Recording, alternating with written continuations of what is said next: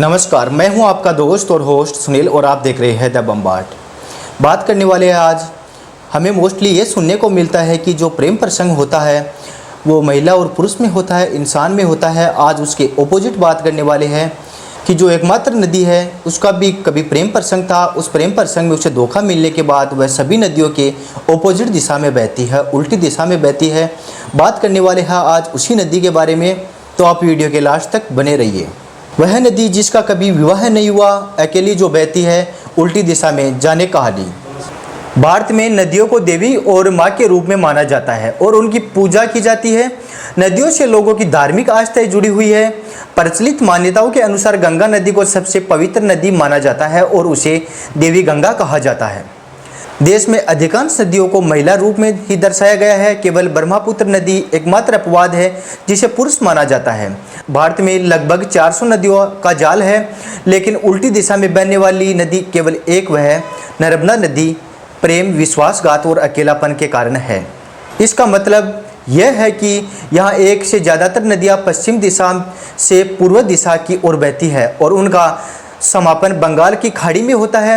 वहीं नर्मदा नदी पूर्व दिशा से पश्चिम दिशा की ओर जाती है और उनका मिलान अरब सागर में होता है। नर्मदा नदी का आकाश की बेटी भारत को सबसे पवित्र नदियों में से एक माना जाता है। इस नदी के साथ प्रेम, विश्वासघात और अकेलेपन की कहानी जुड़ी हुई है। माँ नर्मदा अविवाहित क्यों रही, इसके पीछे पौराणिक मान्यता है। क्यों है कुंवारी नर्मदा नदी? लोक कथाओं के अनुसार एक सुंदर राजकुमार के रूप में पहचाने जाने वाले सोनभद्र से वह प्यार करती थी। नर्मदा और सोनभद्र का सुंदर मिलान था, लेकिन भाग्य को कुछ और ही मंजूर था। विवाह से पहले नर्मदा को पता चला कि सोनभद्र उनकी दासी जुहिला को पसंद करता है। दोनों प्रेमियों को दिल से गहरी दरार पैदा हो गई। दिल टूटने और धोखा खाने के बाद नर्मदा ने सोनभद्र से दूर अपने पूर्व मंगेतर की व्यक्तित्व के विपरीत पश्चिम की ओर बहने लगी। अपना रास्ता तय करने का फैसला किया। साथ ही नर्मदा ने कुंवारी रहने का भी फैसला किया। इसलिए नर्मदा नदी है वह उल्टी दिशा में बहती है। उल्टा बहने का वैज्ञानिक कारण।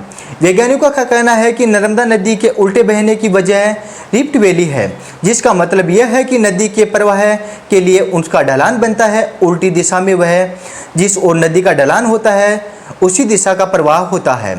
नर्मदा नदी मध्य प्रदेश और गुजरात की प्रमुख नदी है। सबसे अनोखी नदी। नर्मदा नदी उद्गम मध्य प्रदेश के अनूपपुर जिले के अमरकटक पठार से होता है। इस नदी ने सदियों से सभ्यताओं का पोषण किया है और अनगिनत किंवदंतियों का जन्म दिया है। यह नदी लाखों लोगों के दिलों के एकमात्र स्थान रखती है। नर्मदा नदी का बेसिन लगभग 98,796 वर्ग किलोमीटर क्षेत्र को कवर करता है और मध्य प्रदेश, महाराष्ट्र और गुजरात तक फैला हुआ है। ताप्ती, माही, साबरमती, लूनी और कई छोटी नदियों भी पश्चिम की ओर बहती है, लेकिन नर्मदा अरब सागर में गिरने वाली एकमात्र प्रमुख नदी है। पांचवी सबसे बड़ी नदी। नर्मदा नदी देश की पांचवी सबसे बड़ी नदी है। यह 1077 किलोमीटर का कुल मार्ग तय करती है। इस नदी को कुछ देशों पर रिवाह नदी भी कहा जाता है। भगवान शिव के 12 ज्योतिर्लिंगों में शुमार होने वाला ओंकेश्वर मंदिर भी नर्मदा नदी के तट पर बना हुआ है। प्रमुख नदियों जिन क्षेत्रों में होकर गुजरती है वहाँ के भूगोल, अर्थव्यवस्था और संस्कृति से महत्वपूर्ण भूमिका निभाती है।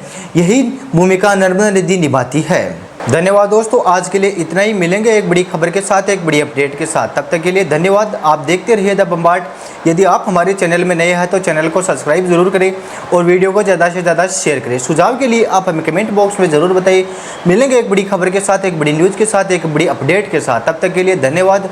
मैं हूँ आपका दोस्त और होस्ट सुनील। धन्यवाद।